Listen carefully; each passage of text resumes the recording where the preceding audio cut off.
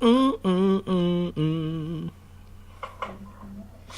Yeah, we on live. I'm just waiting folks come in. You know how we always do. Cinnamon, cinnamon, cinnamon. Originals, what up? Miss Dorothy Original. Months, what's going on? Nah, it's one of my graphic guys. Super good at the Is that the graphics. one that gave me the volume in my hair? Nah, I don't You know. get the volume in your hair. Serving the people, what up? What going on, serving the Yeah. people? What else, serving the people? First 48. They in there. Don't worry about it. They in there, right? They in there. Yeah, man. Just waiting for folks to come on in and jump, man, like we always do.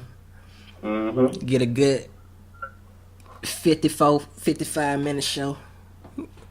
Oh, them goddamn text messages. Oh yeah, you gotta turn them off. Yeah, dag. Turn them off. Turn them off. Boom. DJ 460, what's up? What up, DJ 460? Oh, we cooling it. Appreciate you joining in on the podcast, on the Mighty. And to Marquet, what's going on? And to Mark, what's happening? Hey, yo, Ray, DJ 460 is down in your area. Yeah, I think, yeah, she said, I remember her speaking on that, like talking about Broward County or something like that. But, you know, I ain't made my way. Real, what's going on, bro? Appreciate you joining in, man. Appreciate you joining in. Oh, I can't even say that. Carrying, huh? I was like, what happened? Carrying you think you know me? Oh, what going on? That's a screen name? Bruh, that junk look like, woo. She can't tell nobody her IG name. She got to type it in. She got to take your phone. Or he got to take your phone. Reese, what's going on? Keebler 423, what up, mama? That should be a segment where we talk about people and their names. Like, because I'm telling you, like, I met somebody yesterday on the plane. Two people, actually. Yeah, I met a dude named Barack last night. He is a Jewish guy. Really cool. Yeah, his name is interesting. Mm-hmm. What up, boy Blue? Yeah. The infamous boy Blue. You my boy, Blue. You my boy. Yeah, man. Appreciate y'all. Hey, how's it looking on your live over there? Oh, it's looking alright. Hey man, it take time. That's why we don't start right at, like, we'll get on at 9, but folks be, you know, they probably finishing that last Captain Crunch or that last piece of lasagna, and they like, well, I'm gonna get on after that or whatever. I might split. Or they over there on Facebook trying to figure out what the merge is, what's going on. What for real? One Chad Clay, what's going on, bro? Touch Paris, what up? Where What up, Paris? What up, Clay? In the words of Ray Knott, what up? What up? Yeah, right. You did that very well. Romeo on the track. Yeah. What up? One Poet. Art on the beat. Shoot, we can go ahead and start, man. We got 14, 13 up in the thing. Alright.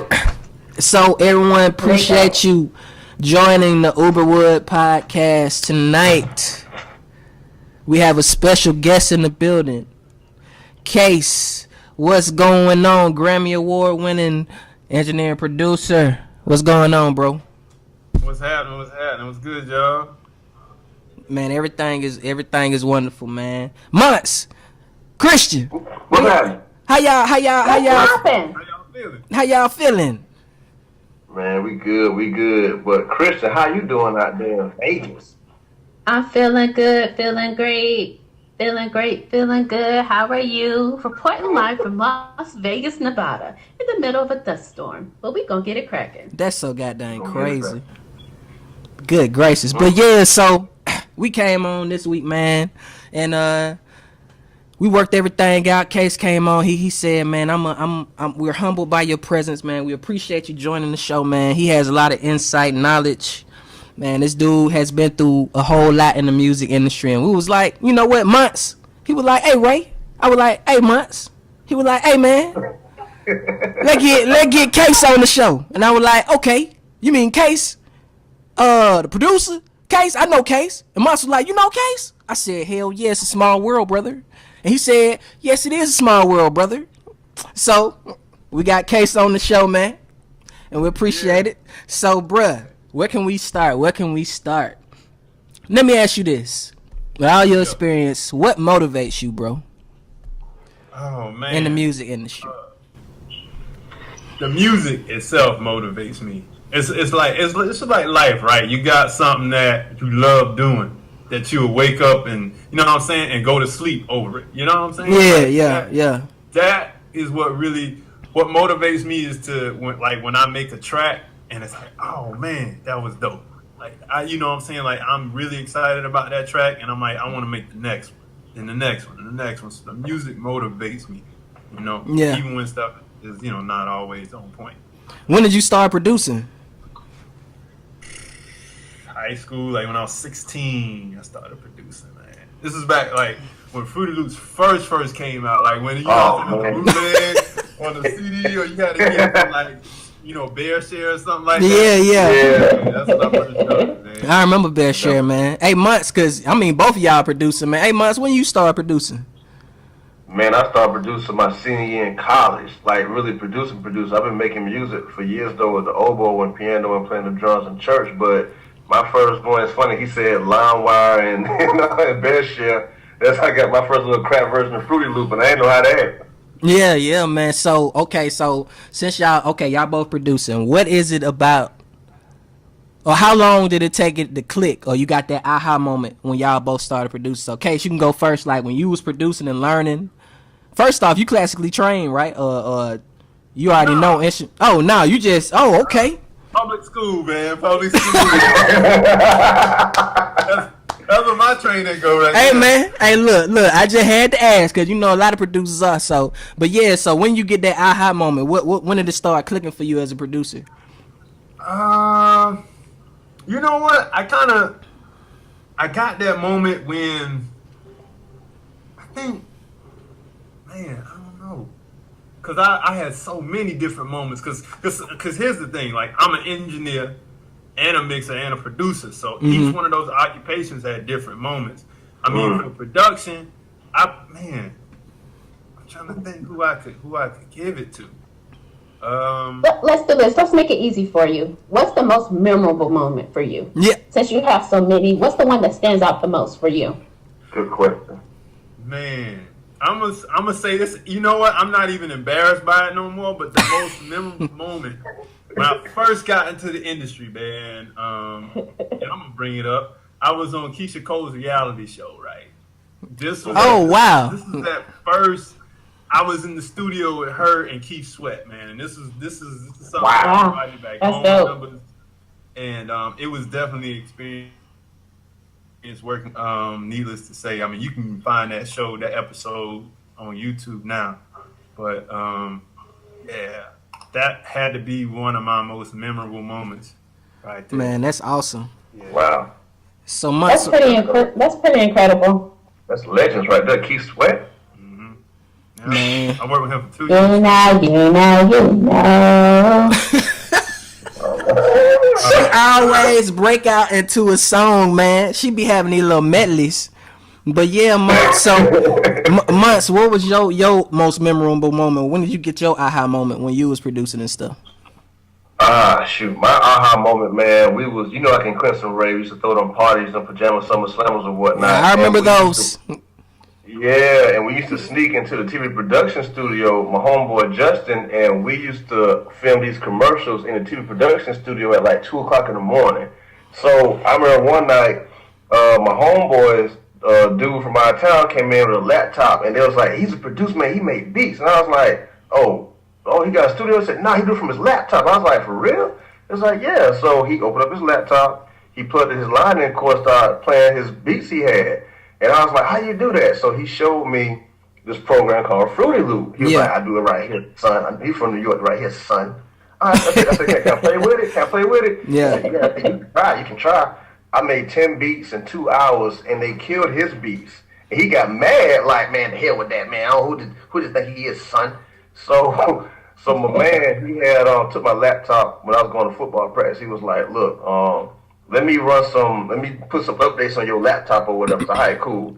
And I came back from practice. He gave me Fruity Loop. He hacked it for me. He was like, whatever you did last night, just keep making beats like that last night. Because you got something. And that's when I was like, okay, all right, okay. And then I kept going from there. That what's up. So moving into segue into what it takes to even move further in the industry, networking. That's Christian expertise. She been, bruh, like, when I was first starting and coming up, she used to always give me tips and pointers about all that stuff, man. So I learned a lot from her. And I am, in case y'all could bounce off each other on that with, like, what are your tips for networking? And Christian, you can go first, and then in case you can come in on that, like as far as building your network in the whole music industry and how much it takes. I would definitely say, and thanks, Dave. Like, I think that's for all of us, the four of us, just makes this type of relationship and this kind of dynamic so cool is the fact that we all come from that. Even though Ray didn't ask me, how I became a producer, like how I don't be in the lab laying down tracks just because I don't talk about it. Yeah. When it comes to networking, I think that networking is an art. And like I stated, I think it was last week, I was just saying how I didn't realize it, like you guys talk about being able to produce, being able to engineer, being able to mix.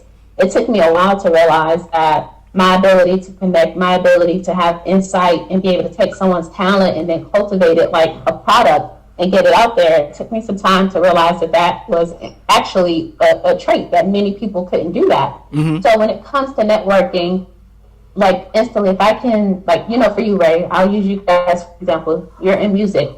You pair that, you get that out there to the people. You determine like what is your brand, what is your specialty, right? And then you target that group.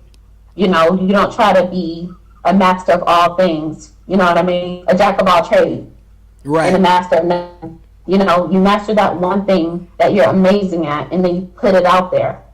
It's different things. It depends on whatever your craft is. It's different avenues for different people, but we're in a social media world, and I think that if you utilize that correctly, it'll help you in many ways.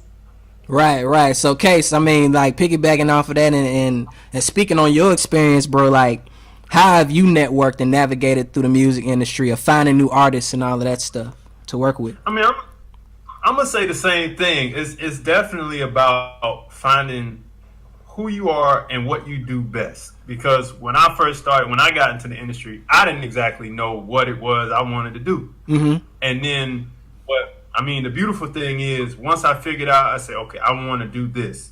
Like, once you concentrate all your efforts into the customers that you may draw from your creativity, that your product you produce, and and you have your concentrated area that you're targeting, the networking becomes easier. So, I mean, for me, networking in the industry, I started based off of, let me go in here and then try to build these relationships with these people I don't even know, and then build it up from there. Mm-hmm.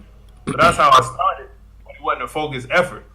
And then when I became focused on the genre of music that I really wanted to do instead of doing everything, because you kind of, when you start, you kind of got to do everything to showcase, you never know which route you could actually perfect better than the other.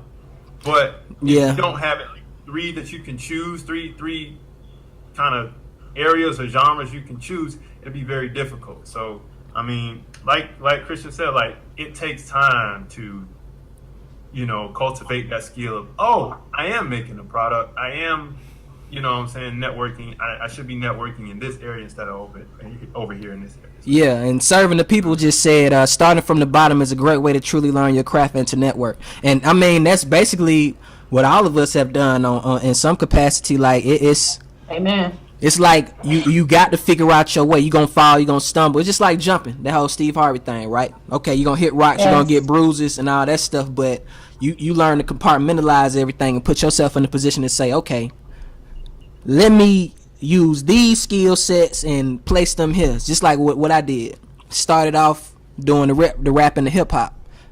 Was using too many big dictionary words and junk. You know what I'm saying? Then turned around and said, all right, let me see what else is out there with it. And met people who was in the songwriting industry. And then that's when I used to be in Neo's studio. a lot. And then from there, I saw Neo making the Year of the Gentleman, whatever that album was. That's when I was around him, and I saw how he wrote, and I was like, you know what, man, this songwriting not that bad. So let me start songwriting. So then all my focus went to songwriting, and all that did was help my regular music, and then I was helping people. So then by helping people, you earn value, you get more value, and then you're utilized more in the music industry. So that's how you just shoot up. When you just give back, you know what I'm saying? Versus saying, I'm just gonna be an artist and listen to me. Nah, it's help someone else, give ass, right? So I absolutely agree with that statement, 1,000%, because if you look around, when I say industry now, it's a lot of that me. Like, there's no true substance. Like, I'll use Kanye, for example. It hurts my heart so much because I love Kanye. And he's still amazing. He's still incredibly talented. Mm-hmm. But I remember that first album, College Dropout. The song that made me a Kanye fan was Never Let Me Down. And it was something so simple. It was the end of the song when he brought the drums in, the African drums in the choir. What? Yeah. Like that? I still feel it, right? Mm-hmm. You don't see that. You don't see people bringing that soul in. You don't see people saying, hey, you've got something. And I know that you don't quite know where you're going, but let me help you. Everybody's so concerned with, I got to put my album out. I'm the star. And that's the thing. Everybody wants to be a star. Everybody's asking, where's Carrie Hilson? She's writing these songs and still getting her check. Yeah. That's what she's doing. That's super real. You know, she went out there, she got her name out there, and she was like, you know, she might drop another album, but that album that she did drop was everything. And I still have that. I still have that Houndstooth CD. You get what I mean? So I absolutely agree with you, right? Yeah, so Months, Months and Case, y'all, since y'all in the production and stuff, even engineering and mixing, being on the other side when you're not in front of the camera, that giving mentality, we all understand, like, the giving mentality is what propels you in life, right? So Months, like, in how you move and being a producer, well, you in Case, like how y'all move being a producer, y'all automatically always giving. What do y'all have a lot of discernment with the artists you work with, and how do y'all maneuver with each personality, new personality, and fit y'all sound to mesh with theirs as a producer? Well, you know, I'm the kind of, when it comes to music, like, it has to be a marriage for me. Like, it can't be to where I got this dope track and you got this dope artist, but if it doesn't make sense together. So the overall product, when we put it out to the people, to other ears, it just sounds like a whole bunch of noise. And I think when you put, I like to work with artists who put the ego to the side, even though their voice is the main instrument within this marriage of the sound that we're making together. Mm-hmm. But I've been in a lot of studios, I've been in a lot of places where the producer got an ego, even the engineer got an ego. Like, everybody want to put their stamp on this thing instead of playing their role. So for me, I really look for artists who have a passion for what they do. They have a hustle mentality about it. I don't have to find them to come do studio time. They're knocking about it like, hey, I'm ready. Mm-hmm. And they don't have any egos. Like, they play their role and they give their all every time they do it. They may give their all in the wrong direction, but they're giving the effort. And they're not complacent, and they're open to trying different and new things, because you have a lot of artists, this is what I do, I don't want to try this over here, but this thing over here may be that one thing that can really propel you to another level that you're trying to get to. A lot of times I feel that when you're trying to go a certain way, mm-hmm. if that way don't work, you keep trying to knock on that wall when the door is wide open right over to the left, but you won't look over there to go try it out. So my thing when it comes to artists, I'm just really open to artists who are open. Like, you got to be open-minded, and they really are passionate. They're not doing it for the money. Right. They love music, and we can have a conversation about anything in the world, and then go create off of the energy that we just talked about 2 weeks ago or whatever. So those are kind of the artists that I look for in any genre. It don't matter what it is. Like, music to me is an international language where we're all humans. We may not get along in certain aspect of things, but music, like that sound, the way it moves you, mm-hmm. that's one thing that we can all connect to. So that's what I look for with artists. So what do you look for in artist, Case? I mean, for me, like, a test that I used to do for all artists was I used to send them beats to see if, or like having them come into the studio to see if they could vibe over what I already made. Because that way, that would let them know, okay, like I will let me know that okay, they can rock with what I do. Then we can probably get into some custom stuff. You know what I'm saying? Yeah. But I feel like if you can't like me on the surface for the art that I create and meshing it with your art, then it's probably not going to work. You know what I'm saying? Like I feel like if an artist comes into the studio and they listen to your track, okay, let's do this and that, and then I'm like, okay. But when you just first meet them, you know what I'm saying? Unless we talking about some money, and just I like to see if you can, take what I do and then put something to it, and I can take what you do and adapt it to what I have, and we can make something great on the surface, and then we can dig under. You know what I'm saying? That goes That's in. how I like it. Man, that goes into just, on the other side of being a songwriter, that is what y'all do. Because every opportunity I've ever gotten, even the major placements I got last year, they sent me like 8 records to write to. And the fact that I'm efficient, I'm able to write, you know what I'm saying, at a certain pace, that junk was everything like to them. And that can go into what Christian always talking about, like putting yourself in a position where you working hard. It's not no quantity over quality, but the opposite or whatever. And being efficient comes with time and perfecting your craft. So even speaking on that, Christian, like being efficient and knowing that this could be a perfect marriage, and knowing that, okay, this is how I am going to get noticed, this is how I am adding value, once again adding value. Like Christian, how does efficiency play a role in growing as an artist and meeting new artists and in business, period? What would you say to that? She left. I would say that efficiency is everything. Efficiency is everything. Efficiency is required because if your work isn't efficient, if you're not thorough, then people are going to look at you like you don't even take yourself seriously. So why would I take you seriously?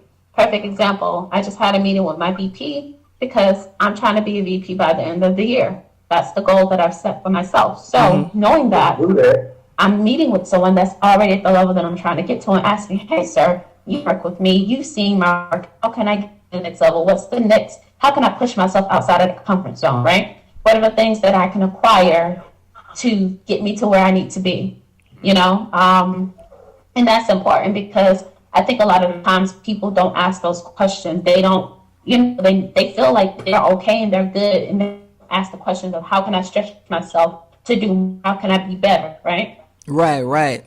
And that's the thing. And that go with Case Amont saying, okay, Case, I got these set of beats right here. This is my art. You messing with me because of what you've already heard. So why would you dislike coming in my space, come bringing your energy into my energy, what you've already heard? And a lot of times it be like that because naturally as a person, that's what you expressing in your music anyway, right? As a producer. So it's like the thing on both sides, when you get opportunities, you got to be efficient. And when you are creating opportunities, you got to be humble, Yeah. Absolutely.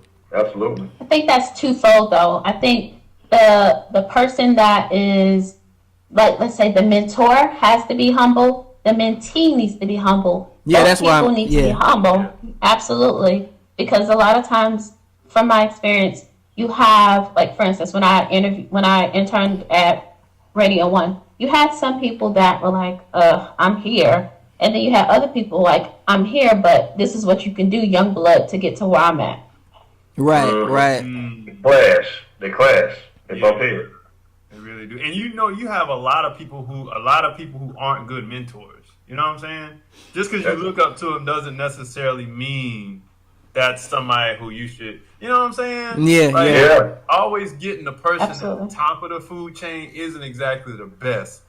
I'll say that from experience because if you have a skill set gap and this is your mentor and you're right here, it may, you know what I'm saying? Like it may become kind of cumbersome to the mentor because you're so far down in knowledge that trying to get to, you know what I'm saying? So you might want to look for someone that's middleweight and then advance it up so that you kind of don't, because it's like let's say if I was going to, I don't know, Russell Simmons or I don't know, Leo Cohen, right? Yeah. And I wanted to do something with him, but I wasn't, I don't know, for that level yet. I wasn't ready for that level. It would be a waste of a connect. You know what I'm saying? Right. He would know me, but then in the follow-ups, because this game is about follow-ups, it's like, what do you follow up with if you're not even ready for a Leo Cohen level? You know A salesman is the richest person in the world. A great salesman. Mm-hmm. So, yeah, it's that follow up and of the follow up, knowing how to follow up, staying in touch with people, staying on that. But a lot of times, Case, even on that, like, you don't know what level you at. Like, the opportunities that I've gotten, I guess I was prepared in the sense of working hard and knowing that I had to be grateful for the opportunity versus saying my skill set was already there. You know what I'm saying? Mm-hmm. So I had to learn as you go. It's like you get thrown into the fire, and that's the same as jumping. But I think the part that puts people at different levels is their mindset. Absolutely. Oh yeah. Absolutely. Oh yeah. So that's the key thing, because you can have, and we said it in other podcasts in the past, you can have all the talent and all the gifts in the world, but if your mind not right, it's just a waste of time. Like you pretty much you're in your own way. You are your worst enemy. But when that mind is on point, and especially, there's another conversation, but when you're spiritually on point as well, in whatever you believe in and whatever path you're choosing, then everything else kind of falls in line. It actually pulls more out of your gift or your talent that you didn't even know you had when that mind is on point. Yeah, I mean, your mindset pushes you. Yeah. And that anointing covers you. Right, exactly. Uberwood Media said, do you get opportunities you're not ready for? Of course, I've gotten plenty of opportunities I wasn't ready for, and you have to put yourself in a position where it's just like, again, your mindset. I wasn't prepared to make techno and EDM when I was working with them DJs over there in France and stuff, but I had to put myself there mentally and say, you know what? This could be my one shot in this moment. And because I didn't have no fear, I said, man, that's why all the blessings came from after that. So, yeah. It's like you said, you got to jump into the fire and do it, because, sometimes, big opportunities, they don't come all the time. So you just got to take them. Hey, this is exactly. I need. You know what? I'm going to just take a stab at it, Yeah. Right, ready, right. so you don't have to get ready. Yeah. But that's skill set too, being ready, so you don't have to get ready. Just having, that skill set there, What would y'all define that? How would y'all explain that to a young child? Being ready, so you don't have to get ready. Everyone.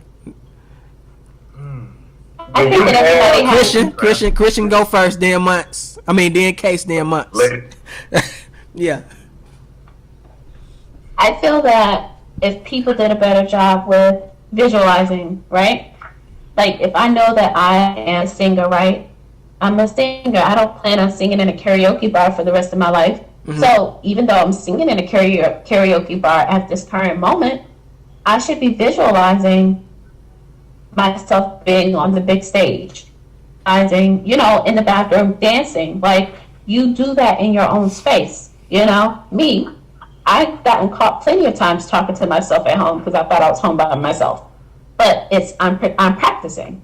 I'm practicing to see how I sound. I'm practicing to see how I move. Not that I'm a singer or performer, but y'all get what I mean. Mm-hmm. If I wanted to model, I'm catwalking down the long hallway, because if I'm catwalking, I got a nice little walk and I'm in the mall and someone stops me, like they've done. That's how I got into modeling. Someone literally stopped me and was like, "Oh, I love your hair."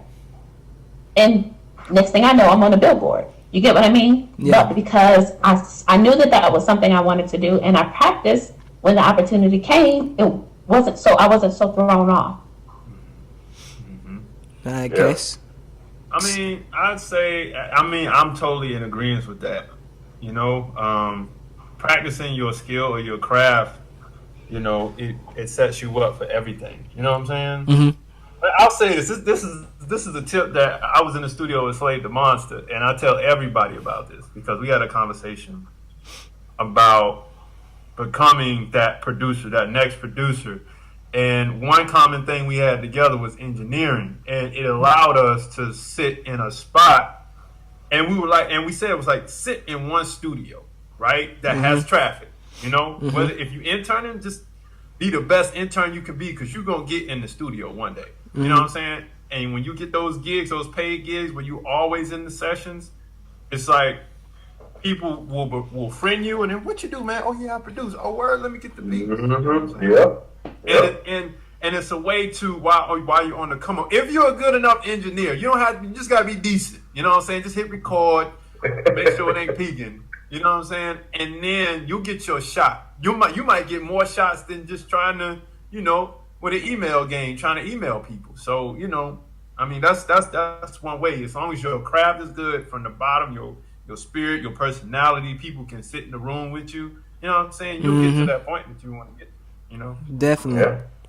In months, what would you say to that? Man, both of them. I agree with both of them. I'm trying to think of another way to the backdoor that thing. Speaking of backdoor, now I think about it, it's like I would tell somebody. It's kind of what I said earlier. Like when it's kind of like working backwards. Like if your goal is to be a Grammy Award winning singer or engineer producer, I always tell folks that you need to work the steps backwards. So do your research. So what's the level under that? You need to get to that. So if you're not that level, keep working down till you get to the level that you're at, and then you need to go start working up. Like I tell folks all the time, you want to study the people who did it, study the people that messed up who didn't do good, so you can see the mistakes they made. It's best not to make the same mistakes that they made. Like all the answers and all the resources that we all need to be successful is there. And don't be scared to get dirty by hard work. Yeah. Nothing's going to be given to you. A lot of people think, well, let me go online and let me do this and give out beat CDs and I'm going to get discovered.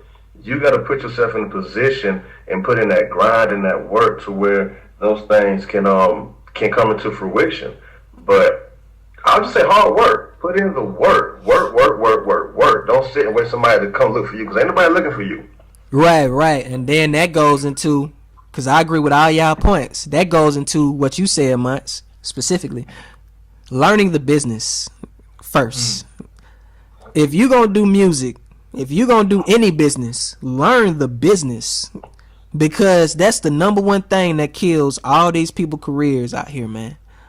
If you don't know what a split sheet is, if you don't know producer points, record points, whatever, if you don't understand BPMs and tempos of songs and keys and music theory or some type of basic knowledge of it, you're going to get smashed out here. Yep. Like, and you can apply that to any business. It's like saying I'm in real estate and you don't know the difference between a house and a condo. Come on now. You don't know what a cop is. Yeah. It's like, I think it's funny though that you say that because it's like, how I don't understand if you think you can go to college or school or whatever or get higher learning for some other trade, why don't you think you should do the same about your music career? You know what I'm saying? right. Because a lot of people look at the music. Christian said what? A lot of people look at the music industry as, oh, I just go in the studio, step in front of the mic. They don't even realize that if you're not standing at a specific diameter from the mic, it's not even going to create the sound that you're looking for. You can sing your little heart out, boo-boo. It's still not going to sound the way that you want it to. No. That's true. That's very And true. I'm not a producer.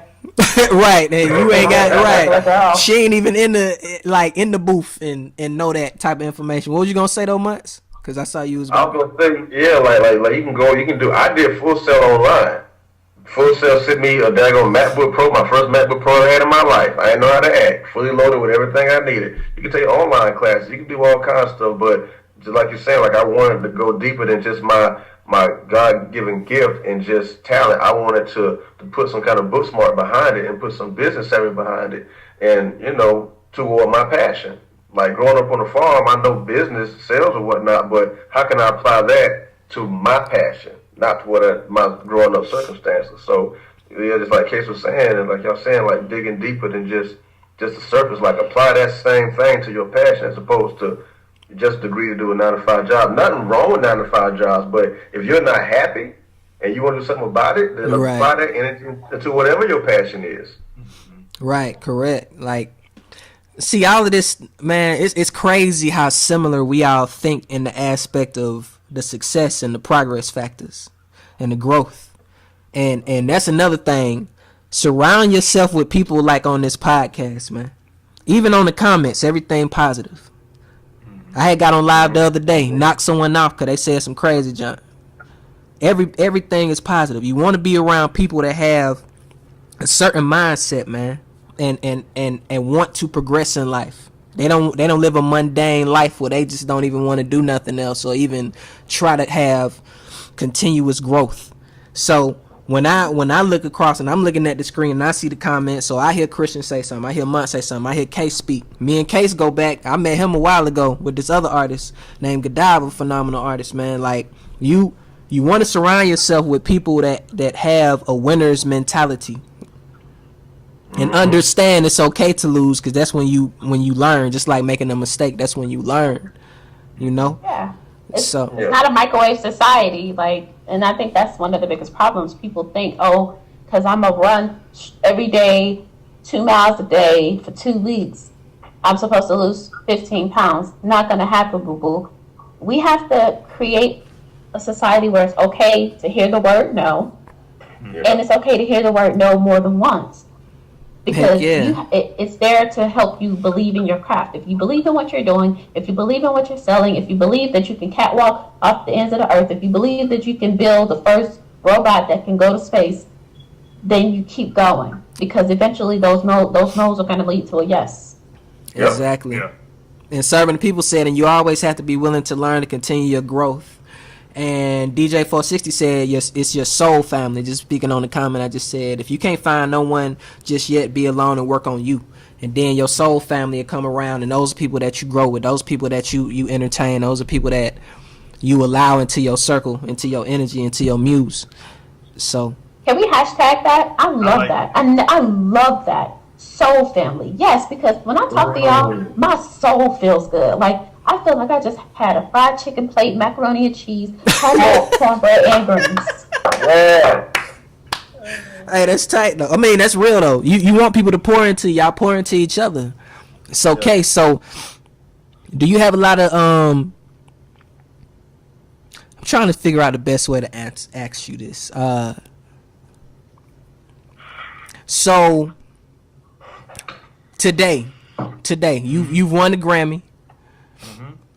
You've put yourself in a position where you get continuous work, where your business is continuously moving. Do you have down moments even in all your success? And what could you tell the people on there as they're going through their roller coaster, and for that split second when they be like, man, I don't want to do this no more? What would you tell them?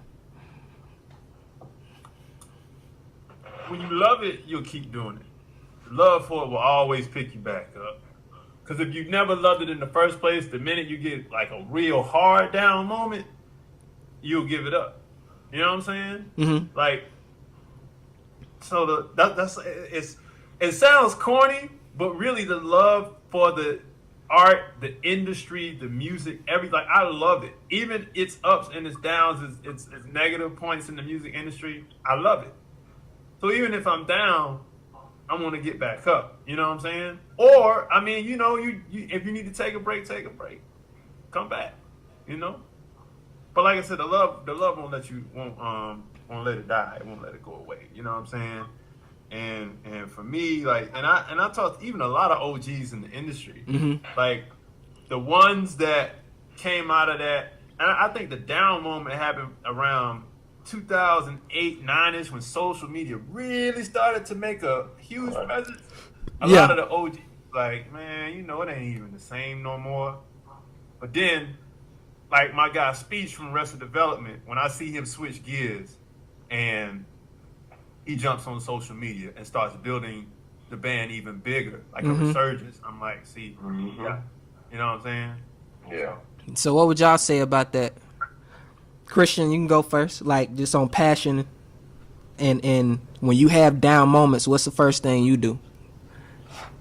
For one, I absolutely agree with everything Cass just said. Like, it's so important to be real with yourself. I say that all the time. Be true to thyself because it's instrumental. Mm-hmm. You know, y'all know I've had down times. Like when I switched gears from being in entertainment to not being in entertainment, it was kind of, I questioned myself and I was just like, is this really for me? Is this really the place that I'm supposed to be? You know what I mean? Do I love it enough? And for me, in that particular scope of things, I didn't love it enough because I didn't go back to it, right? Right. But I loved what it represents, right? So now I'm stepping away. I've stepped away. I've been out of the game, you know, for a couple of years now, but I'm still looking at ways to enter back into it, i.e. the marketing piece of it, because I do love that. I do love the connecting. I do love putting that product in front of the people. And I love that, just that community that the entertainment industry gives. I just want it to be a lot more positive. But I know that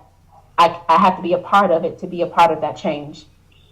Right. So, when you have your down moments, when you chasing your dream and you've been pursuing and working so hard at it, man, like when it gets quiet and your mind starts racing, like what keeps you going?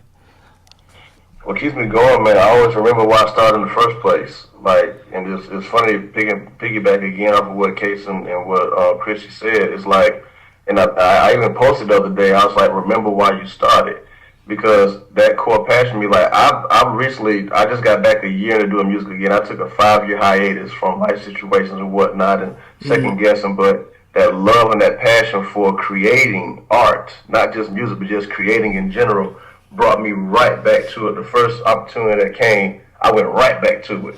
So for me, it's just remember the reasons why you had that passion in the first place. For me, I love feeding people sonically. I love feeding an emotion. That passion in me will never die. So that's the reason why I always come back to it, and I will never stop coming back to it. I may leave it. I don't know, was that cliche? If you love something enough, let it go, and then if it's real, it come back to you and whatnot. Music has came in out my life, like even when I try to run from it, just tap me on the shoulder, like, damn, it's right on my neck, and I try to run from it again. I can't do it no more, so I don't fight the feeling no more. I just always remember why I started in the first place, and that's what keeps me going, no matter how dark it get, how ugly it get, how many times people may say, your beat sound dated. I ain't feeling that. That used to hurt me. Now I'd be like, all right, next year, keep it moving. So just remember why you started, because everybody in the world is into something, which means I truly believe that there is some people somewhere that vibe with what you do. Everybody vibes with something that somebody else do. We all connected somehow. Your job is just finding that pool of people that vibe with what you do and appreciate you, and that feed into you while you feed into them. That's super real. I agree with all three of y'all, man. Like when I get my down moments, I mean, I catch myself kind of zoning out all the time. You know what I'm saying? I can't say I have creative blocks because I live outside of music and I observe.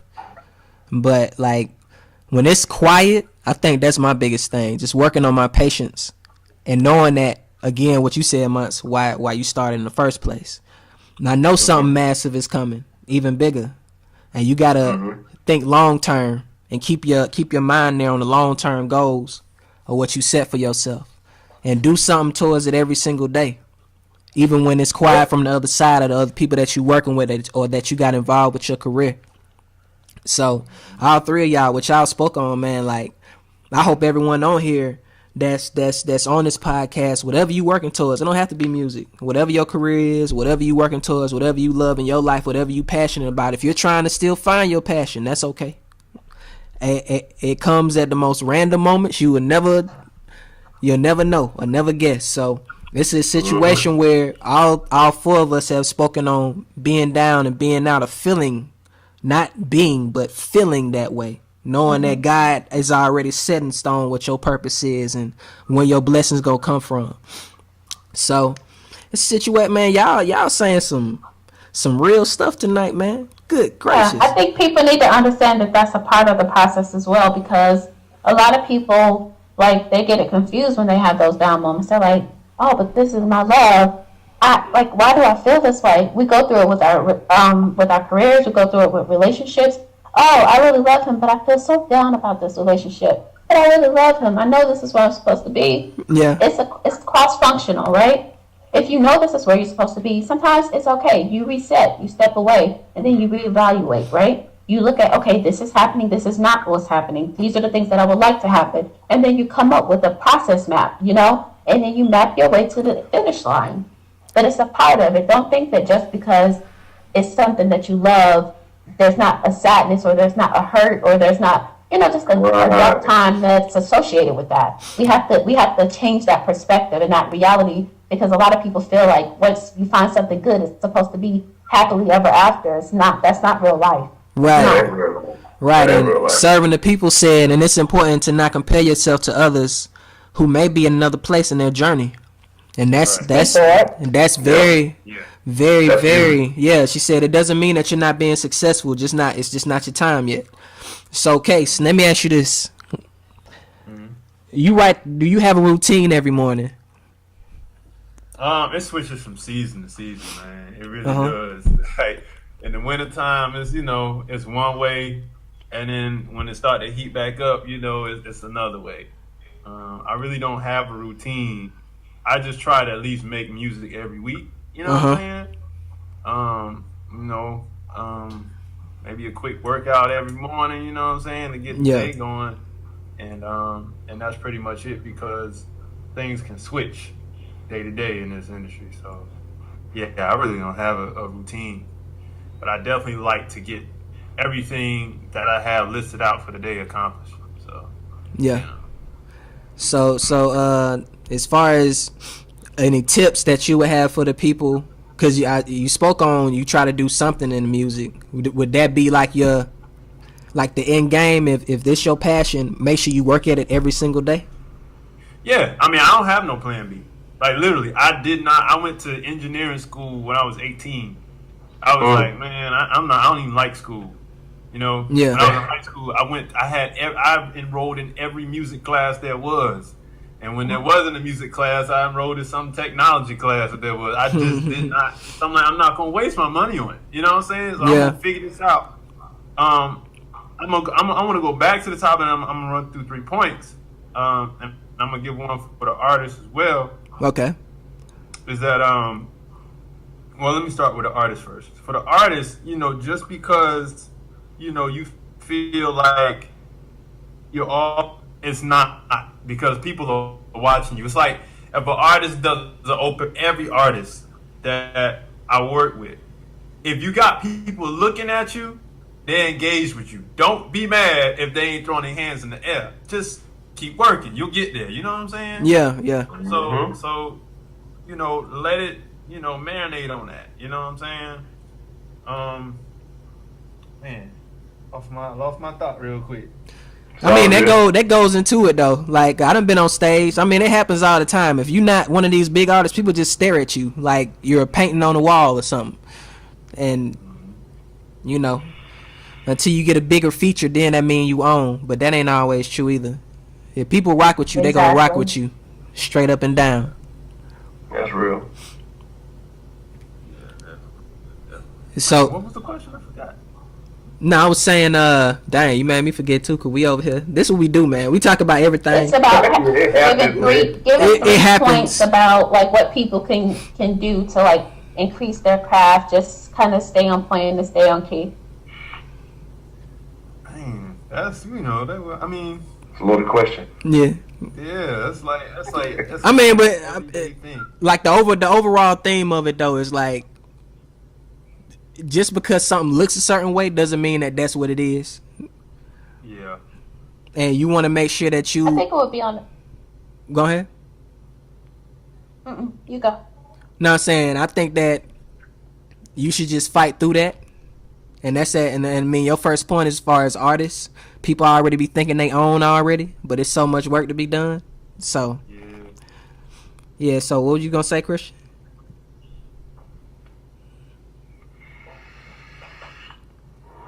Chrissy Pooh. Chrissy Pooh. Uh-oh. She in the mountains. That dust storm that hit her. What's going Hey, on, Lord? DJ 460, DJ 460 said every chance you have, just seek to get better. That's true.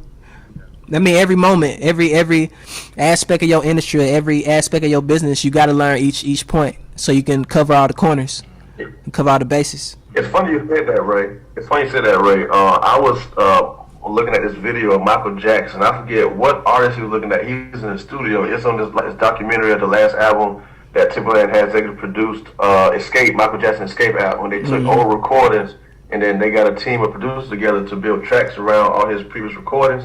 And Rodney Jerkins, Darkchild, was the only producer that had actually worked with Mike, from the producers and engineers on this album.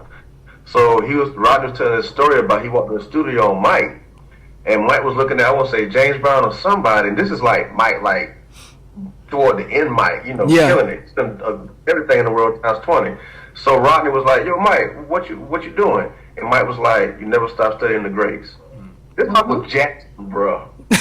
So, you know what I'm saying? Like, this man is... Oh, my God, man. He did Thriller, and he's still studying James Brown's Otis Redding. That junk is real. That's crazy. But that goes to show, he's at the height of, like, he's one of the greatest of all entertainers of all time, and he still studied music and the greats during his time until he died. So who are we? Exactly. I'm back, guys. And that's how you know we're on the same wavelength. You said exactly what I was going to say. The only thing that I'll add to what you said, you got me, boo. You did that. The only thing I'll add is always keep a student mentality. Yes. Always be the grasshopper. Always. And I think that if people keep that, then they'll be a lot better off. Just keep swimming. I gotta refer to Nemo. Hey. I like it. For real. Reese said, "Be a sponge." DJ 460 said, "As long as you're alive, there's always another level you can achieve."